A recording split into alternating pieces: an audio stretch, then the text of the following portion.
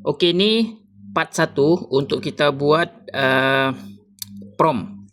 Jadi kita tekan dulu, kita buka dulu app ataupun web generator timelapse.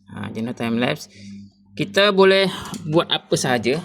Jadi saya buat tool ni untuk restoration, perbaikan pembangunan. Contoh saya tulis apa? Pembuatan atau buat taman bunga mini di sebelah rumah. Buat prompt dah macam ni je ataupun tulis macam ni je, tekan enter. Nanti AI yang akan buatkan prompt untuk gambar dengan prompt untuk video. Okey, ni tengah loading, dia sambil masa 1 hingga 2 minit lah.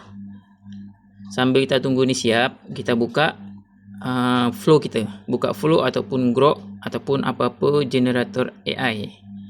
Kan? Kita buat gambar dulu. Kita tengok dah siap. Berapa minit? Dalam 1 minit itulah. Kan? Jadi tadi saya tulis buat taman bunga mini di sebelah rumah. Dia buat berapa scene ni? Kita tengok.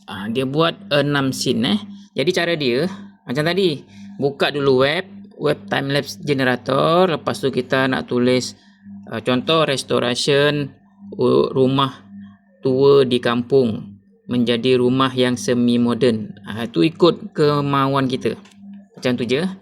Nanti dia akan bagi ni dia akan bagi ada untuk gambar, ada untuk video.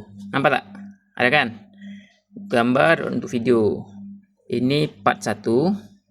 Ini saya cut dulu, nanti saya sambung part 2 cara buat gambar dia.